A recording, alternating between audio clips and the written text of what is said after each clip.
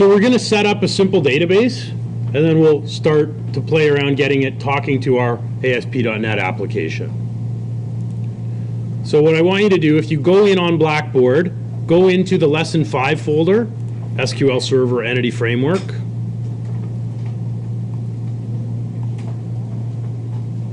Down at the bottom, there's an SQL script. It says the last item in Lesson 5 says Contoso Database SQL script. Just right-click and save that file. It's just a text file. It's an SQL file. Save it anywhere.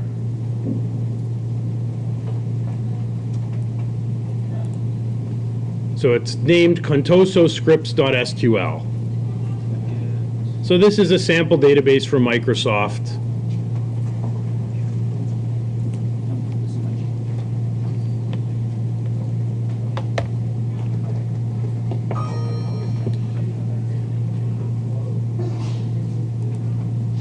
You'll just have to excuse me emailing back and forth as we try and get that resolved.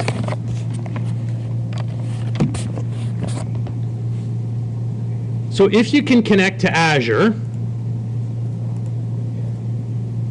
which I am able to do. So if you can connect to Azure, find your server, double click it so that it expands, which means you're connected to it, and click on New Query. So I know this is a few of you. Some of you are able to connect.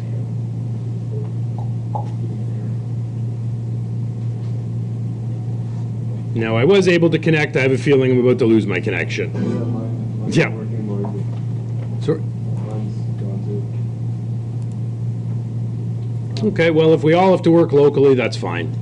We can put just a small script. We can run it locally today. We can put it back on Azure once we get the connectivity, the firewall rules sorted out. That's fine. So whatever server you connected to before, if you're using localhost ACPAC, that's fine. If you're on your own machine and you're using the local SQL server, that's fine too.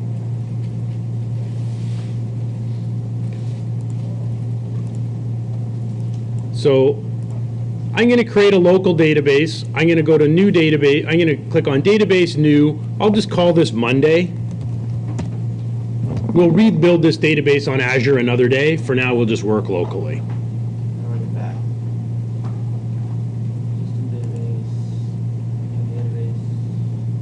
So new database, call it Monday,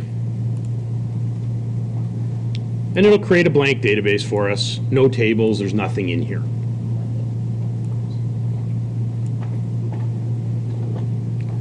So now I'm going to click on File and Open File, and I'm just going to browse to that SQL file I downloaded from Blackboard. So it's the contososcripts.sql. So I'm just going to browse to that file and click Open. There's one thing I have to change here. At the top it says Use Database Contoso. I'll just change that to say Use Monday. Okay, so we'll just use our blank database we just created. So we will have to rerun this script on Azure. We can do that next week. We can work locally for today. So this is going to create and populate 4 tables. So this database would be one that would be similar to a college and university. So it'll have departments, courses, students, and enrollments. And there'll be a few records in each table. So I'll just change that first line to say Use Monday and click Execute.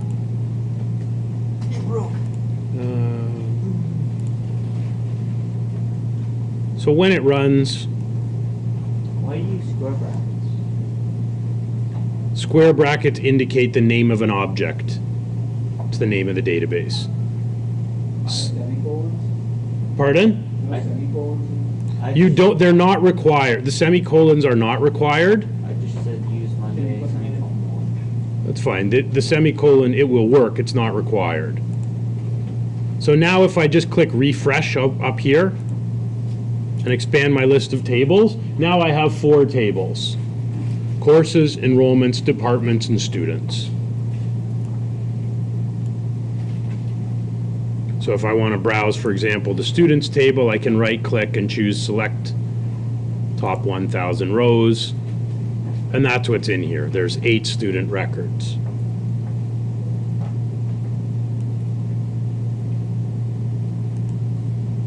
I forgot to point out one of the other nice features about working with an SQL Server database. Because generally they have to run on Windows, Windows isn't case sensitive. So in MySQL, our table, when it runs on Linux, our table names, our column names are case sensitive.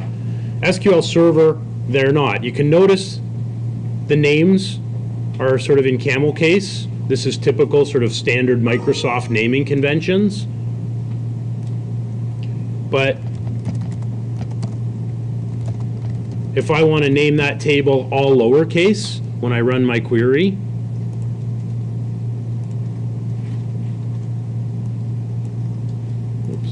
if I run it on my Monday database, query still runs. So your table names and column names on an SQL Server database, they're not case sensitive. So the typical convention would be to name the tables this way, where the first character is uppercase, the table names are plural, and we tend to use camel case, except with the first character also capitalized. You don't have to follow that naming convention, but that's pretty standard in the Microsoft world. You're getting errors when I run What do the errors say? it. Middle object name reference. Something about a file group reference.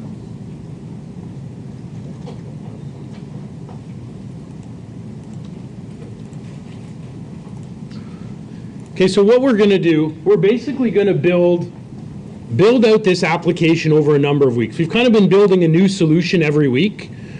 I'm still going to build a new solution, but each week we're going to keep building, we're going to start building on. So today we'll look at how do we get connected to this database, how do we query the database and show some of the stuff online, and how do we add. So we should be able to do create and read in the next hour.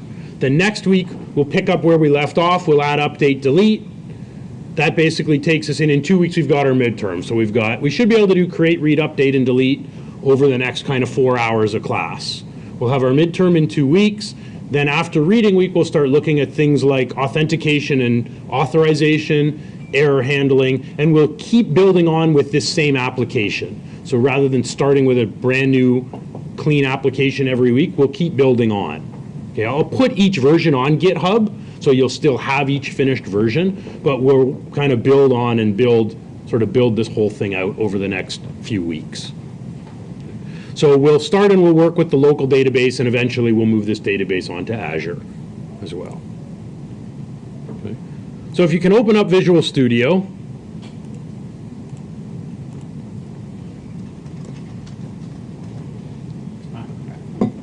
So I'm still going to make a lesson 5, lesson 6, lesson 8, etc. solution, but each one will build on the previous weeks. So I'm going to go into Visual Studio and make a new project. Are you going to be using the link library? Absolutely. What do you know about the link library? I'm glad you brought that up. Okay, when have you worked with it? Can you explain what it is? For like accessing stuff in collections or databases or things like that. Right. So Microsoft came out with this language that they call LINQ, L-I-N-Q. They came out with it several years ago, I think around 2008. It stands for Language Independent Network Query. The idea was we could have one common language for querying anything. Could be a database, it could be an XML data set, could be an Excel file or a text file, and we have this standard query language. So we will use that. The syntax is a bit unusual. Take a little while for us to get used to it. So I'll call this COMP2007, lesson 5, Monday.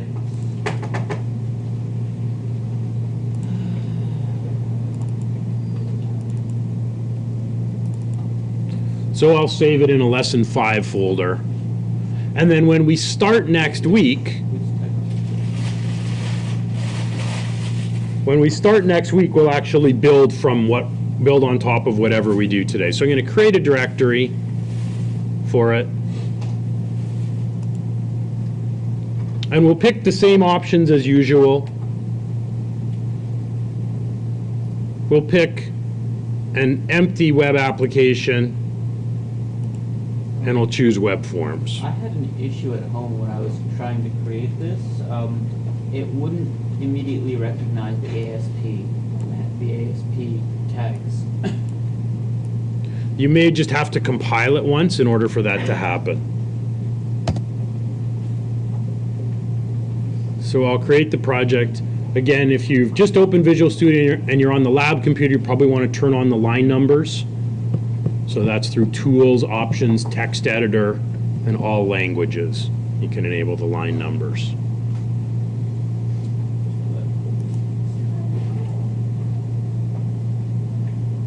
So if you go to Tools, Options, Text Editor, and all languages, you can turn on the line numbers in the middle. We'll make life easier for you.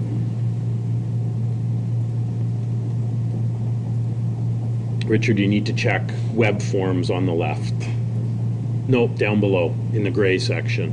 Are we there. adding ASP? Our web form? Go back? We will, not yet.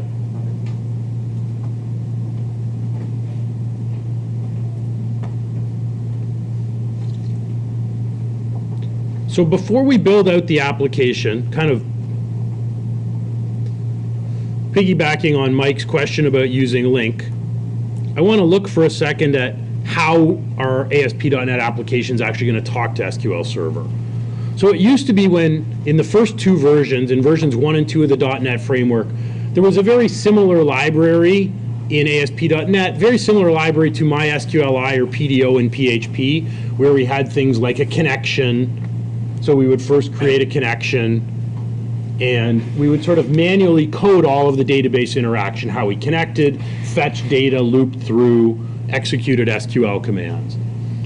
And I think it was in version 2008 or 2010, Microsoft came up with a completely different framework for accessing data. So this is quite different from what you would have done before. And it looks something like this. So their main architecture is what's called the entity framework, which is Entity Framework is called an ORM tool, an object relational mapper. I don't know, has anybody ever worked with any kind of ORM tool before? Heard the term. Basically, there's two ways we can work. So we have our web application. We have the Entity Framework, which does our model and object wrapping for us. Sits on top of ADO.NET. This was sort of the old library. This is all now hidden. We don't call these functions directly anymore. And all of this sits on top of our database. So we really have two ways we can go with Entity Framework. It actually allows us to do one of two things. We can either start with an existing database and use the Entity Framework to generate business classes that have properties and methods, or we can actually start with a blank database. This model is called Code First. We can use Visual Studio to generate classes that describe our business objects, and those classes will actually create and auto-generate tables in our database. We're probably going to use the database first method, because most of the time when we're building an application, very often we already have an existing database we're going to work on top of.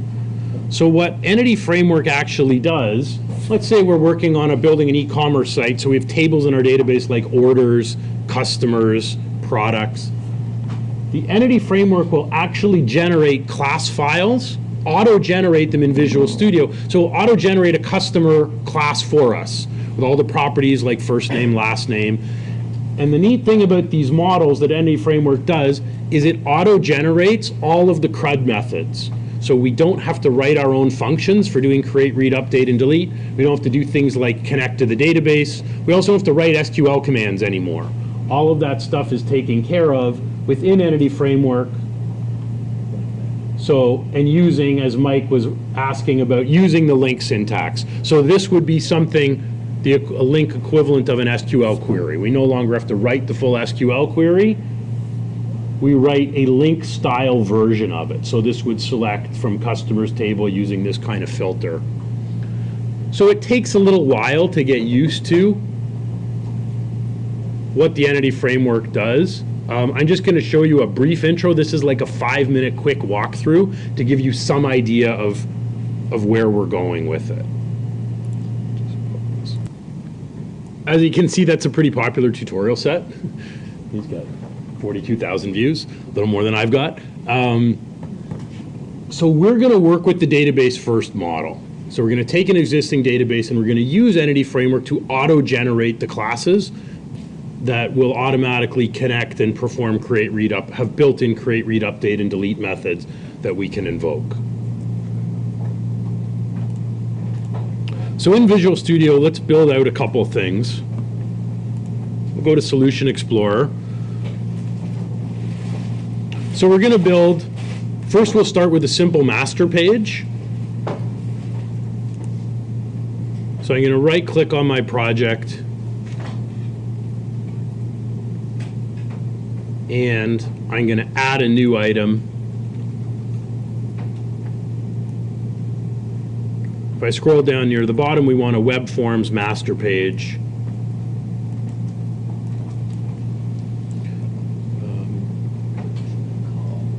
I'll call it Monday as the master. I figured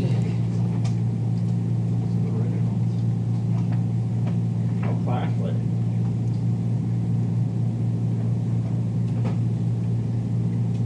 And then we're going to say the other one was master. Web form with master.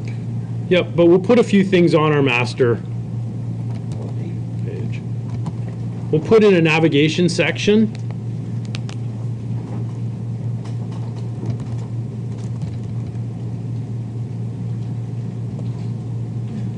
We'll put in a link that goes to the home page.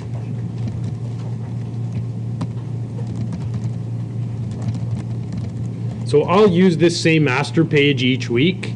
So I'll put in a link to our home page. And then we'll put in a list.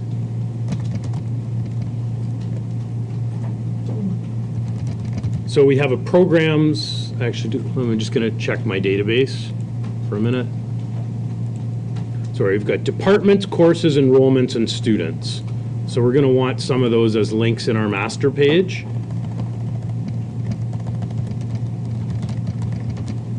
So we'll create a departments.aspx.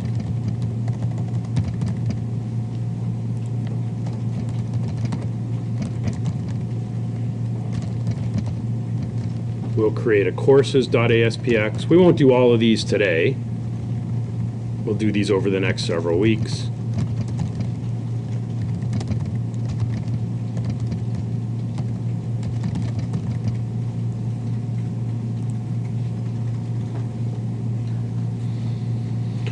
We'll add in our Bootstrap links and jQuery links shortly, and we'll add a few classes to this just for some basic styling. So there's our nav bar. So we'll have a link to the home page and links to the 3 different sections. We won't put a separate link on for enrollments. We can get there either from students or courses. We can choose a course and see the enrollments, or we could choose a student and see what courses the student is enrolled in. So we won't put a direct link to enrollments on the nav bar.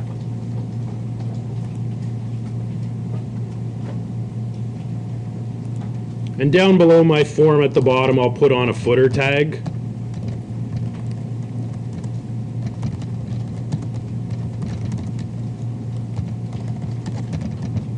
Just with some static text.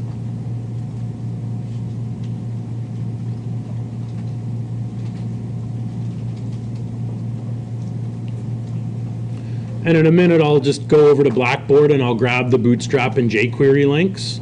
I'll put the 2 Bootstrap CSS links in the head section, and I'll put the 2 jQuery links down at the bottom of the body tag.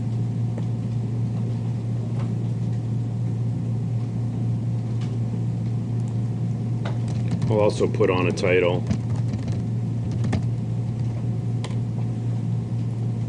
So I'm calling it Contoso because that's the name of the data set, the name of the sample database from Microsoft.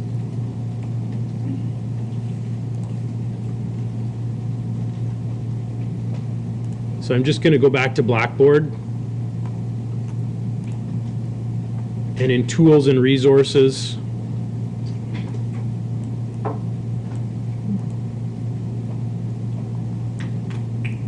First, I'm just going to copy the 2 Bootstrap CDN links. I'll copy those. I'm going to paste them into the header.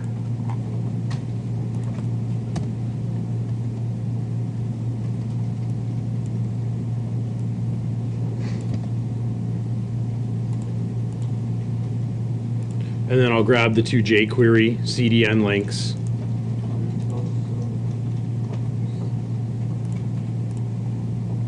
And I'll paste those right down below my end body tag. For performance. Did you paste the links after the title? Yeah, I put them after the title. Oh, and after the ASP head. So inside the head section. And I'm going to add a few classes to these. Don't claim to be great with the Bootstrap classes from memory, so I'm just going to open up their documentation. Why did you put the scripts at the bottom? Good question. It's generally a good idea to put those JavaScript links at the bottom rather than in the header. Does anybody know why? Why did I put these down here rather than the top? So that it's loaded after everything else, so that it can reference it. Right. So everything on the page loads first. Also, those files could be big, so let's not slow them down. Let's load everything else on the page, and we'll load the jQuery functions at the end.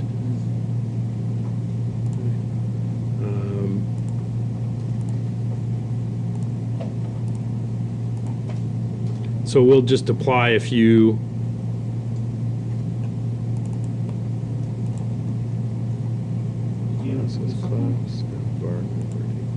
So in my nav,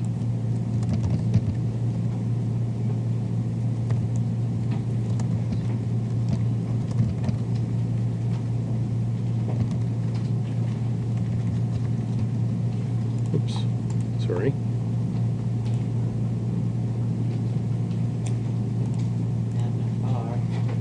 Whoops. Sorry, it's navbar default.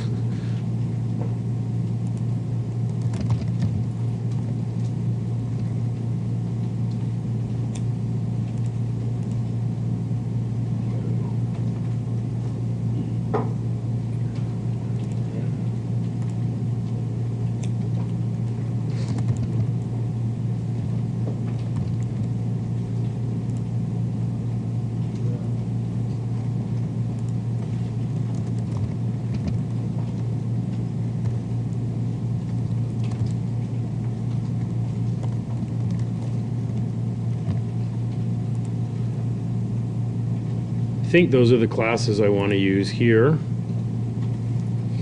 So I've applied one to the navigation list, one to the homepage link, which will make it bigger, and a class to the navigation bar itself.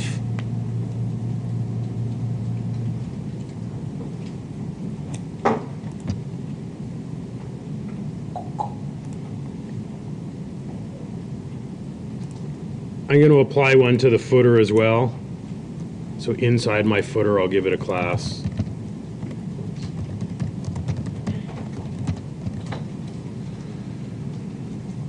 Model footer, hand footer?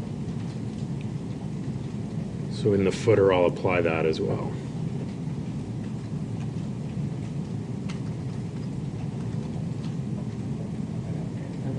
I'm also, this div here around my main content, I'm going to apply a class here, a class of container. So that'll hold our main content. We may have to tweak these a little bit. We're sort of on the right track, I think. I can jump into design view and we can have get a sense of what it's going to look like. Cool.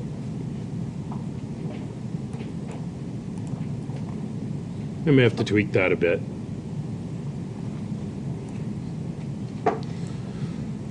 So let's add 4 pages. We've got default, departments, courses, and students. So we want to add 4 pages. Each one will be a web form using a master page. Okay, then our 4 links will all load a particular page. So I'll go back into Solution Explorer, right-click and add a new item. So I want a web form with master page. I'll call this one default. Brave default. And we'll pick our master page.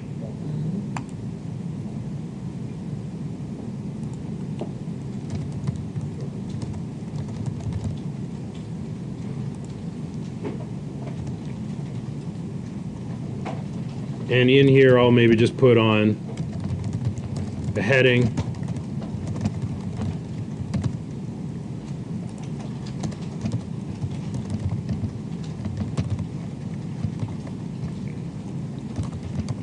And put on some text.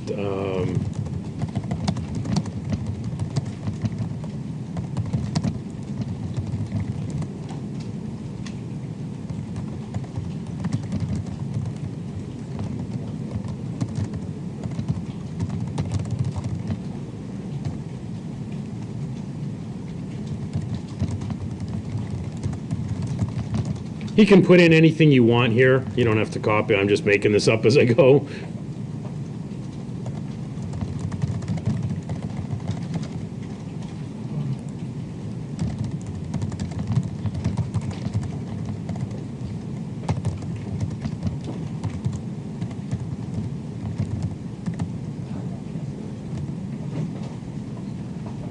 It doesn't matter. You don't have to copy what I'm putting on here. This is just static text.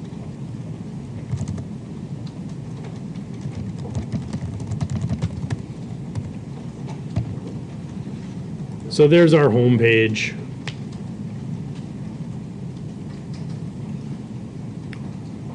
I'm going to click on debug and start without debugging just to get this launched. Also see if we need to make any changes to the master file.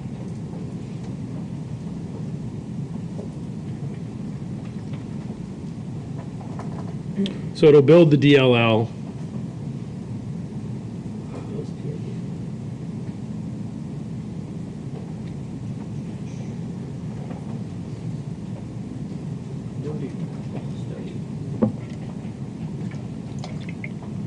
So here's what we've got.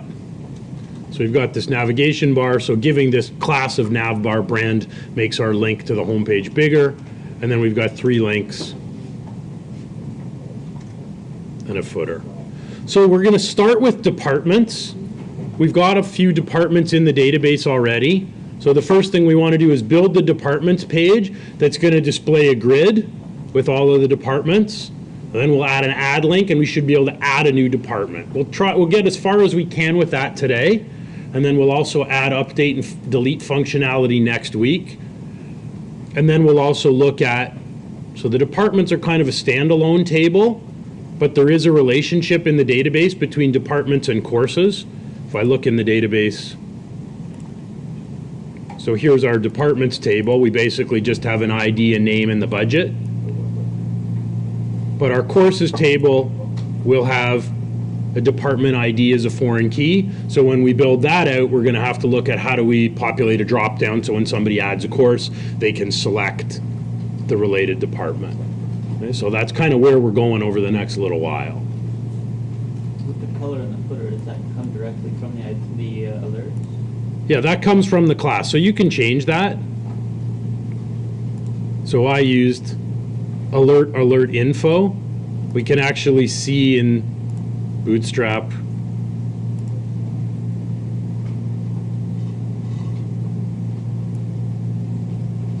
I go right here.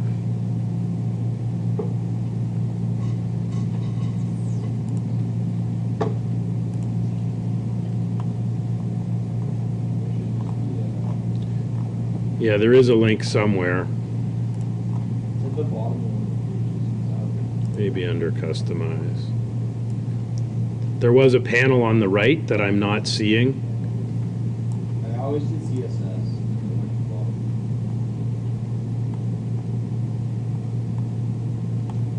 It always track on the left. Like very bottom. Oh, there it was. I saw it. The alerts. Control Oh, alert. it's a sample page that has. It's Yeah, they've moved the link. There was has been a link on the right side. I just ended up searching alert, yeah, it's Here they are. Slap speed. So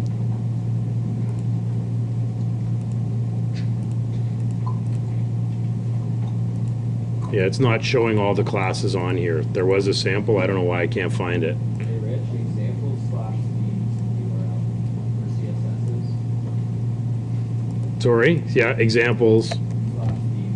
Right. Thank you.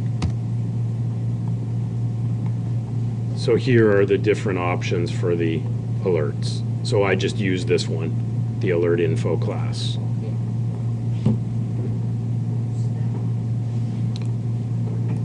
So let's go make our departments page. So right click the solution, I'll add a new item. I'll add web form with master page. Our link in our header already says departments. So we'll want to use our Monday master page. Web form. Web color.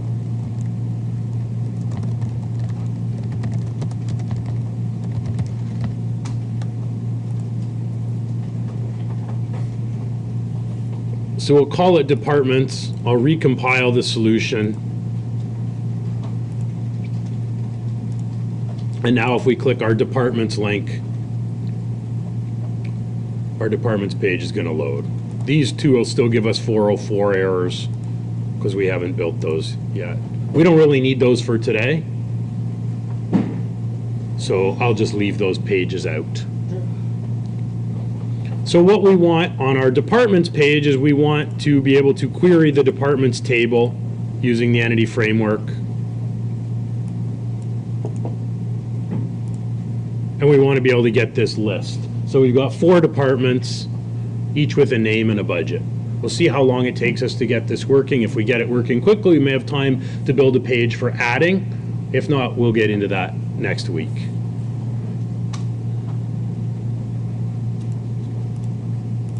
So we have to get our solution talking to our database. So the easiest way to do this, if you see the Server Explorer tab over here on the top left, you can click on it. If you don't see the Server Explorer tab, you can turn it on through the View menu. Just click on View. Here's Server Explorer here. It's about the 10th item in the list. Just turn that on and it will pop open this window.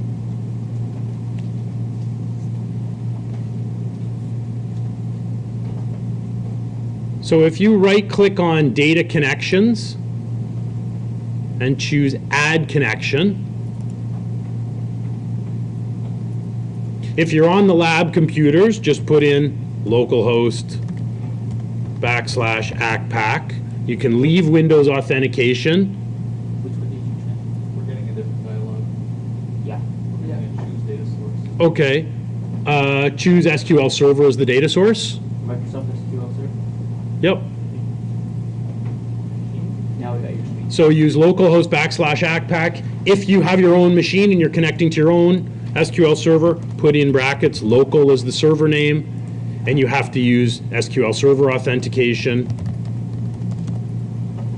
Successful. And say OK.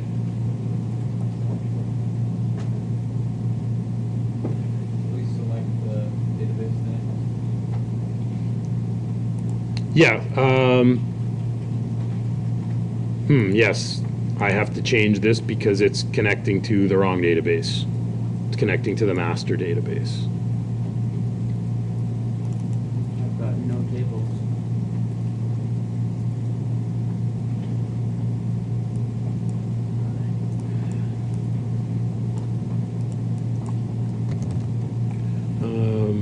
Okay, I may have to recreate that connection because it's connecting me to the wrong database. I don't have access to Oh, I didn't scroll down. Yeah. Sorry, it's because my window is enlarged. Underneath the authentication section, it says select or enter a database name. It will default to master if you don't, so I'm putting in my Monday database. Go back. localhost /ACPAC. Okay, I'll start from the very beginning. Right-click on data connection and choose add connection. If it prompts you what type, choose SQL Server. Monday.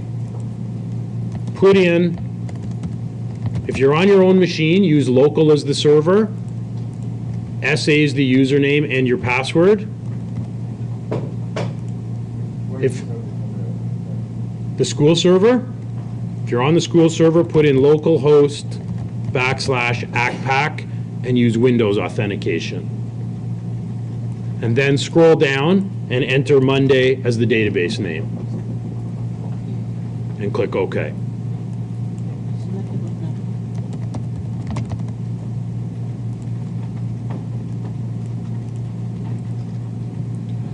So now it should connect you to the server. It'll show you the computer name and the database name. And now we can actually see our tables right here. So you can modify the tables, you can write views and queries directly through Visual Studio. You don't have the full functionality that you get through Management Studio, but you might prefer just to use Visual Studio instead, up to you. Okay, so now our web application can see our database. So what we want to do, if you go into the Models section, we're going to let Entity Framework auto-generate, this is the database first model, we're going to let Entity Framework auto-generate class files that represent each of the tables in our database. So select your Models folder, this should be here by default, right-click it, choose Add New Item, and what we want here, if you go up to the Data tab, you should have this option that says ADO.NET Entity Data Model. Yep. What do you want to call it? So call it Contoso, which is the name of the data, matches the name of the data set, and click Add. So now we've got 4 choices. I got you. Are we designing from the database? Do we want a code first model? What we want is EF Designer from database. Generate from database. Click Next. I don't have designer. We have generate. We have 2 options. Yeah. What do the options say? Generate from database and empty. Generate from database. Pretty straightforward. So click Next. It says which connection should you use. So if you haven't already set up the connection, you could set it up here. If the connection's already been added through Server Explorer, Visual Studio recognizes it. So here's my connection, and you can say, yes, include sensitive data in the connection string. That will just put your password in. In a production level application, we can then encrypt the password in web.config. So this will write the connection string for us. Basically, it takes the information with the staved connection for Server Explorer, it copies it to our web.config file. So that's available globally through the application. It'll say save it in web.config as a Monday entities. That's fine. We could rename that connection string if we wanted to. I'll just leave the default. So I'll say next. Yours may prompt you, we'll use version 6, which is the newest version. Next. And click next. And now it says it's going to connect to the database. What objects from our database do we want it to include in our model? So I'm just going to expand tables and choose all 4 of the tables: courses, departments, enrollments, and students. And it says we can leave these defaults, include foreign keys, and pluralize or singularize generated names. And then just click Finish.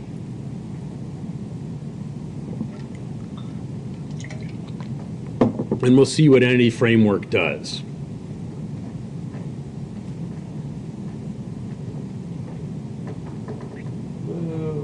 So it's going to add a bunch of references to the project. The Entity Framework library is quite big, so it's going to add a fair bit of overhead to the project here. And it's going to take a few minutes because for every table we've put in our model, Visual Studio is going to generate a new class file with a CS extension. So it actually gives us a visual map. So here are our tables: courses, departments, enrollment, and student. I'm going to make one change. It took off the E on course, so we're going to put that back on. So I'm just going to click on my course. What? And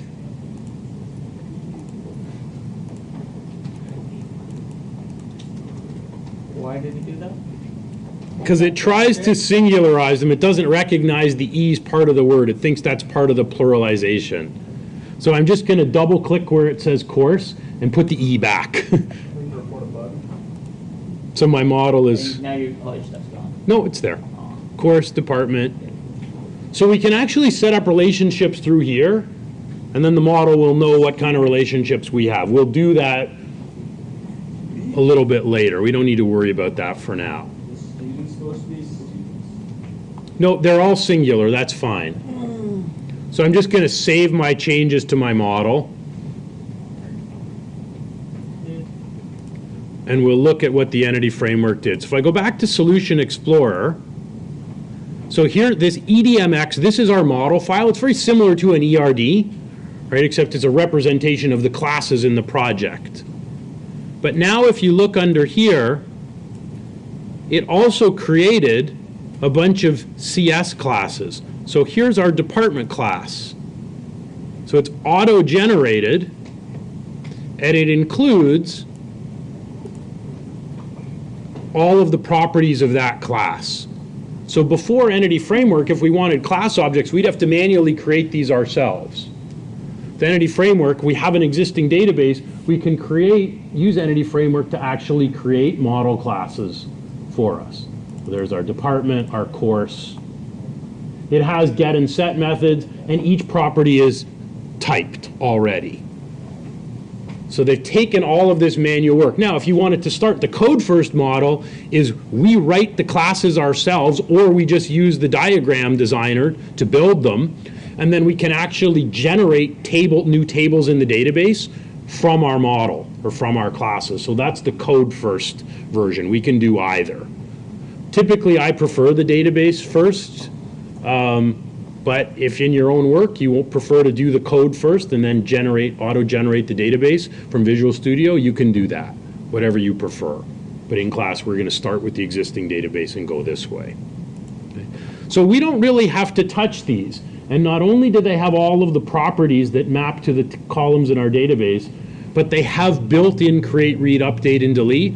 We don't have to write any connection, disconnection line. All of that's already handled through the Entity Framework. So this is a huge time saver. If we already have a database, make a new solution, generate a data model, it automatically generates class files for all of our business objects. So how do we actually work with this? Let's go to our departments page. So what we want to put on here is a grid that will show the list of departments. So in the toolbox, I'm going to close up the standard section. Under the data section, there's a control called a grid view, which I think I showed you back in week 1. So this will automatically generate a grid of rows and columns. So I'm just going to drag one of these controls on into the main content section. I'll put on a heading, it says departments, and I'll rename it. I'll give it a more descriptive ID, give it a prefix of GRD, stands for grid. We'll call it GRD departments.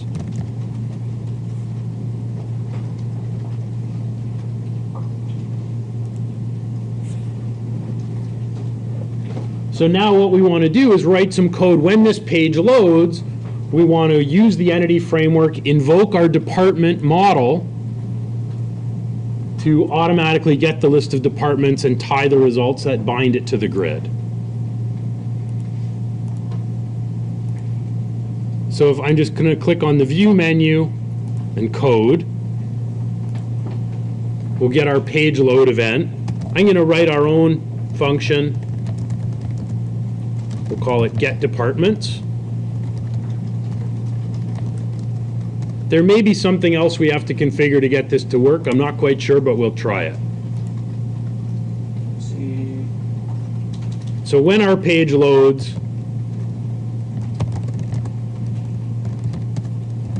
we'll say if our page is not posted back. We looked at this last week and the week before. So we'll want to fill the grid when the page loads without a post back. Is. So if is post back is false.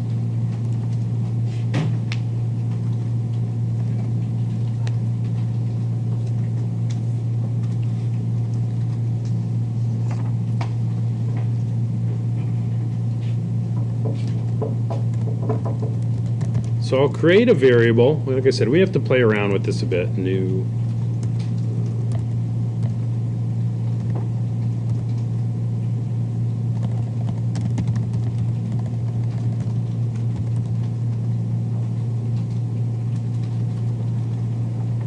Monday? Hang on. Hang on a second. Actually, in order for this page to be able to access, what we want to access, I'm going to look in here for a minute. We may need to add one thing in here. So we will reference our entity framework models.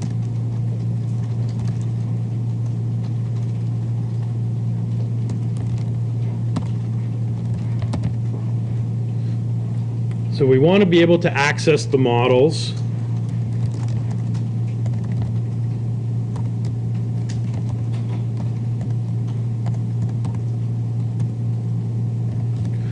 So our page, any page that's going to use our entity framework models, we're going to have to add these two references. They're not there by default.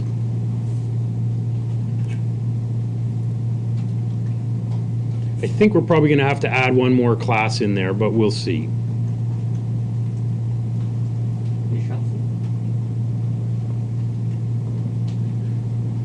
So all of our pages are going to need those references in order to be able to use the entity framework models. Can't put that on the masters. We could, but we probably want it here instead, because then the reference is on the master page, and the reference, we'll have to do some work to get it to cascade.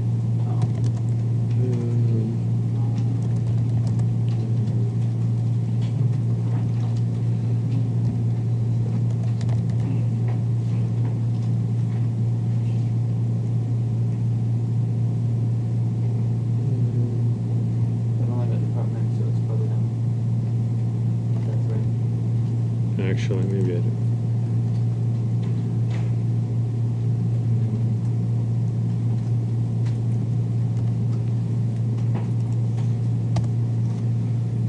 So we'll create an object of type department.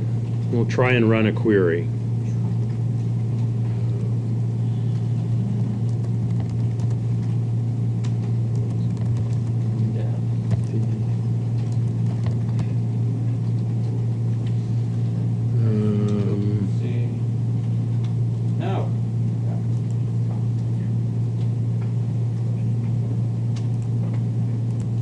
Not only did it build the individual class, it builds this particular class that's of type DB context.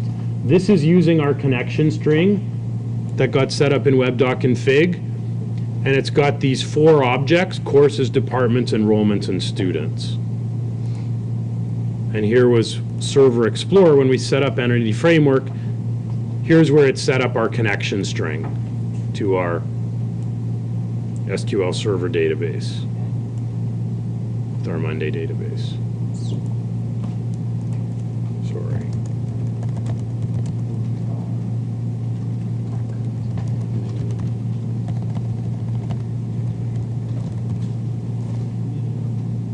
Right, that's what we want. Sorry. I'll be okay. So we're setting up a connection using the connection string in web.config. So connect using our connection string web.config and the context class.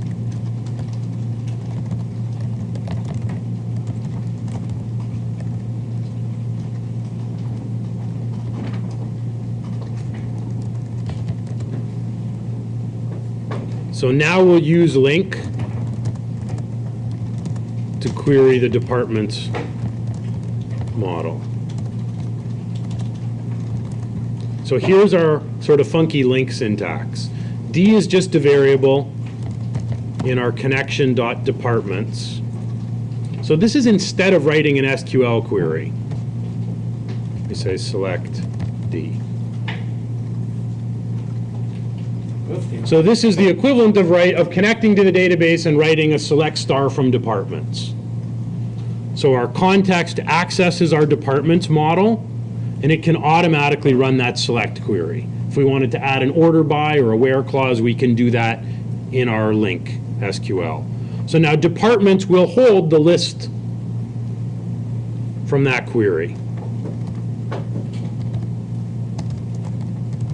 So we'll bind the query result to the grid view. So we'll take our grid, we'll set the data source property.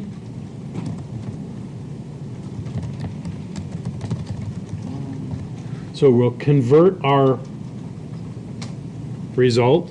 This iQueryable is basically always a collection. So this is a base class for any kind of array or collection. So in this case, we're getting an array of department objects. So as he said in the video, the model generates strongly typed classes. And then we just call departments.dataBind. So we don't actually have to loop through the data one at a time, the rows one at a time, and build the rows and build the columns. With the grid view, we simply supply a set of data and call the dataBind function. So we haven't written a connection. We haven't had to do any loops. We haven't had to write any SQL. So if I compile and now try my departments, well, we'll see what happens. Error 404. So we get an auto-generated grid. We didn't even have to specify the columns. Yeah. By default, it will put all the columns in. Mike? Should we be using a using statement for our connection since after it's done in one? That would probably be a good idea. So instead of a variable, we could say using would probably, Parentheses around them.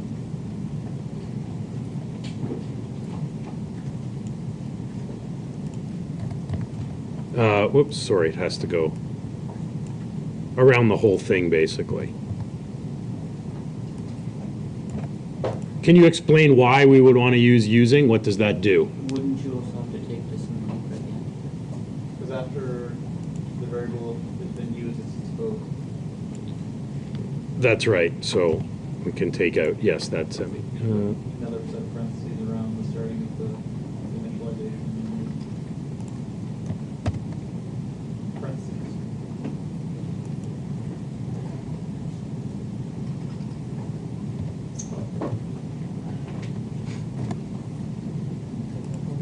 Nope.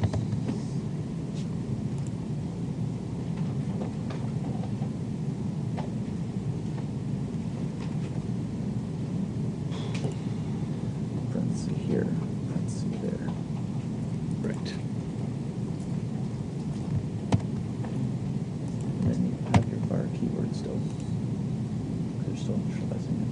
So var Do we have any- space. Yeah, you can get rid of that back there. You can put your var keyword before the con. Thank you. So now our connection will get disposed of. Thank you. Now our grid doesn't look great, so there's a couple things I suggest we should do with it. If I go back to the ASPX file. The first thing I'm going to do is give it a class. So I'll give it a class of table striped. We can see what that does. So it looks better.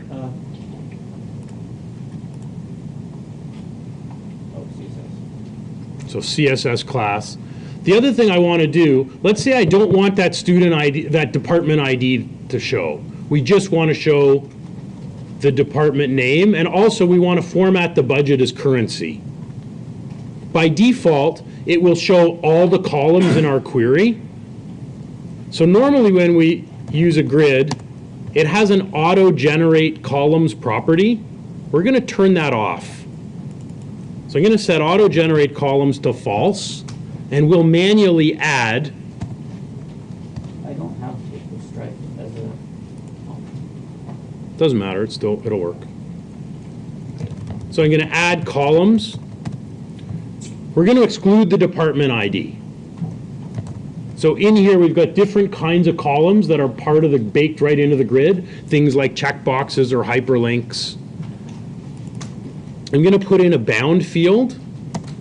The other problem with the auto-generate columns is we can't customize the column names. So for example, if we wanted a space in there, we can't do that when we use auto-generate columns. So I'll put in a bound field. Our data field is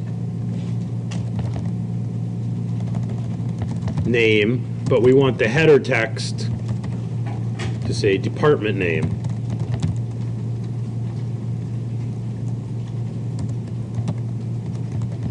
And then we'll have a separate ASP bound field. The data field is budget.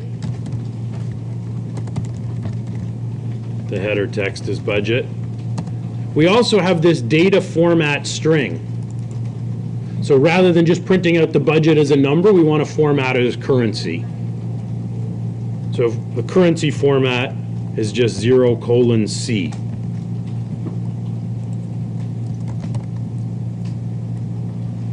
So this should get rid of the department ID from the grid. I'll put in a space there. We're customizing the text on the name column, and we're formatting as currency the budget. 0:C. So now we get that formatted as currency, we've customized the header.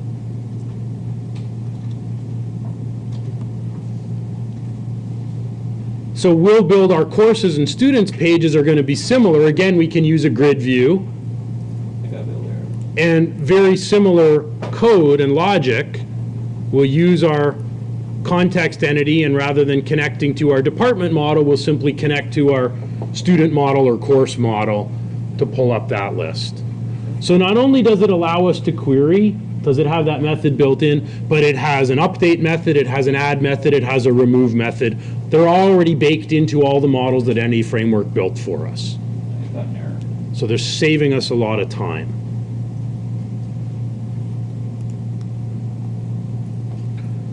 So what I will do, I will push this solution, create a repository, and put it up to Git. I'll also put the screencast up. And hopefully for next week, what we'll want to do is be able to get this database running on Azure. I mean, if we have to run it locally, it's really not the end of the world. We'll get it up on Azure eventually. So what we're going to do next week, we're going to start with this project as it is. We won't start with a blank slate. We'll start from this. So if you're ever not here, you can just pull the file off of Git. We'll take it. We want to add an add department link that will go to a department form where we can add a new department, have it save, and then come back and see our new department added to this list. Then we'll add edit functionality, delete functionality. That's probably going to be about as far as we'll get next week. Then we'll do the midterm, and we come back, we'll look at adding courses and students where we have relational data involved. So we'll build this whole application out, then we'll add authentication, we'll make all this stuff private that you'll have to register and log in order to be able to do anything in here. And then we'll add error handling and some other things. Okay, so we'll just keep building onto this application as we go.